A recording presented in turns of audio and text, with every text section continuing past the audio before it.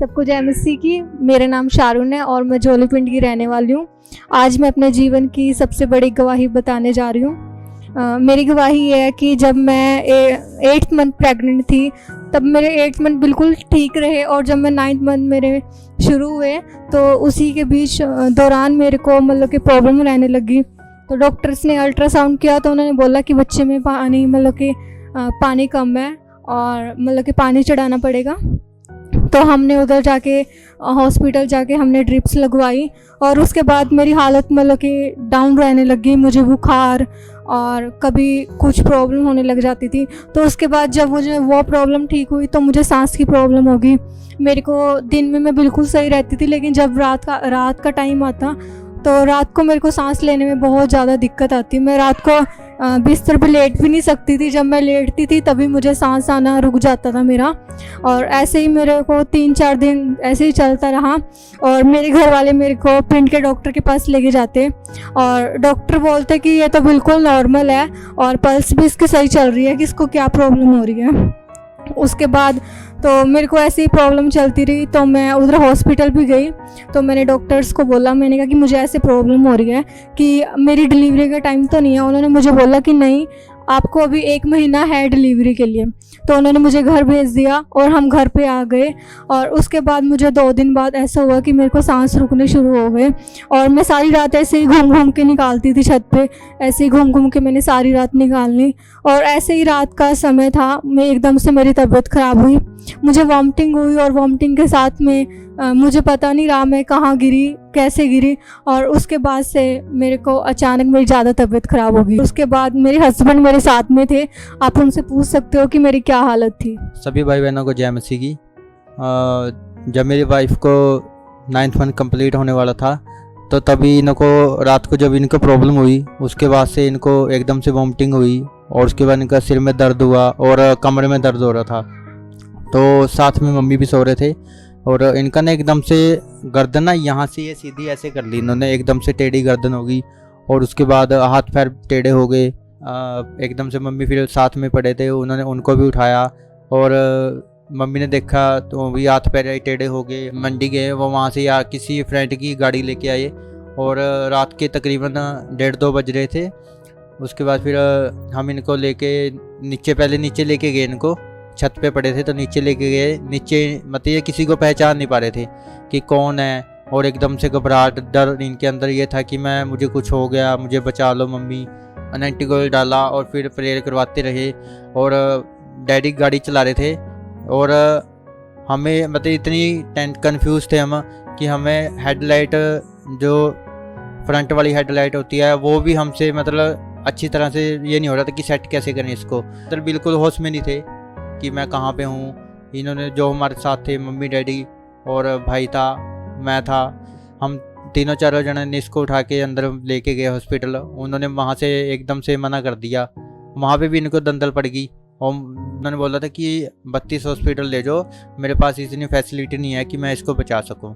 क्योंकि हमें ये था कि सरकारी हॉस्पिटल में उस टाइम कोरोना का दौर था, हमें ये बहुत डर था। तो हमने इसलिए वहाँ 32 हॉस्पिटल नहीं लेके गए। तो उन्होंने बताया कि एक प्राइवेट है हॉस्पिटल जीरकपुर, वहाँ लेके चले जाओ। तो हम वहाँ पे लेके गए। उन्होंने वहाँ पे सुबह के हमें 5 बज गए, वहाँ पे इनका इंजेक्शन पे इंजेक्शन और ग्लूकोज पे ग्लूकोज लगा ही रहे थे। मतलब वहाँ पे 5-6 डॉक्टर इकट्ठा हुए जिस वार्ड में ये थे, तो उन पे कंट्रोल नहीं हुई है। मतलब 5-6 जनों ने इसके हाथ पैर पकड़े हुए थे, मैंने खुद पकड़े हुए थे इसके पैर। और हम कंचल मित्र मिनिस्ट्री में जाते थे और मुझे विश्वास था कि परमेश्वर हमें कभी लज्जित ना होने देगा। इसलिए मैंने जब डॉक्टरों ने मुझसे साइन करवाए तो मैंने साइन भी कर दिए और मुझे प्रभु पे विश्वास था कि परमेश्वर हमें लज्जित ना होने देगा। फिर उन्होंने मतलब इनको दवाई वगैरह देते रहे। उन्होंने बोला कि बीपी बहुत हाई है, इसकी वजह से इनको ये प्रॉब्लम हो रही है। फिर शाम को उन्होंने बोला कि नॉर्मल डिलीवरी नहीं हो पाएगी हमें, कि बच्चे की सांस भी कम होती जा रही है और भी आपकी वाइफ को भी खतरा है। तो इसलिए फिर उन्होंने बोला कि हमें बड़ा ऑपरेशन करना पड़ेगा और बड़े ऑपरेशन से ही बच्चे को उठाना पड़ेगा। ऑपरेशन के लिए लेके गए तो मम्मा और डैडी प्रेयर कर रहे थे बाहर और हमने प्रेयर कराई और चर्च में भी तकरीबन पता ही चल गया था कि हमने कॉल करके बताया था कि ऐसे प्रॉब्लम आ रही है। प्रेयर भी करवाई हमने। 10-12 दिन के बाद परमेश्वर ने बड़े अद्भुत रीति के साथ हमें मेरे वाइफ का चंगा किया और मेरा बच्चा भी सुरक्षित है। फिर आप देख सकते हो कि मेरा बच्चा और मेरी वाइफ तंदुरुस्त हैं।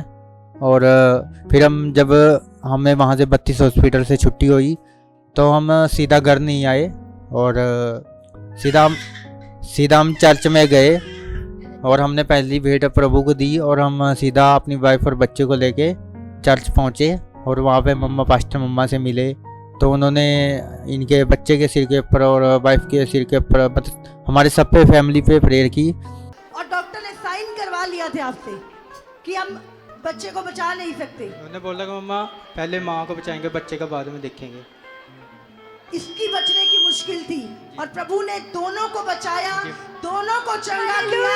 आज दोनों गवाही के साथ है। हालेलुया। गवाही देने जब ये हॉस्पिटल से आई, सबसे पहले चर्च में आए थे। बड़े ऑपरेशन से बच्चा हुआ, फिर भी पहले चर्च में आके प्रभु का धन्यवाद किया और आज 15 दिन के बच्चे को लेकर चर्च में प्रभु को धन्यवाद करने आए। प्रभु, विश्वास करने वाले कभी लज्जित नहीं होते। परमेश्वर तेरा धन्यवाद करते हैं प्रभु। Thank you Jesus. और मैं और मेरा पूरा परिवार बहुत खुश है, आनंदित है और संगति में बने हुए हैं। इस गवाही के लिए मैं पास्टर कंचन मित्तल जी का और प्रभु यीशु मसीह का तहे दिल से धन्यवाद करता हूँ। सभी भाई बहनों को जय मसीह की। जितने भी भाई बहन मेरी इस गवाही को देख रही हैं, मैं उन सबको बताना चाहती हूँ कि जैसे सचमुच प्रभु ने मुझे चंगा किया, मुझे मौत के मुंह से निकाल कर और एक नया जीवन दिया। सचमुच प्रभु, जैसे प्रभु ने मुझे बचाया वैसे प्रभु आप सबको बचाने की सामर्थ्य रखता है यदि हमारे अंदर विश्वास है। क्योंकि प्रभु के वचन में लिखा है कि यदि तुम्हारे अंदर राई के दाने के समान भी विश्वास हो, अगर तुम पहाड़ से बोलो कि वो उखड़ के समुद्र में जा, तो वो वैसा ही हो जाएगा।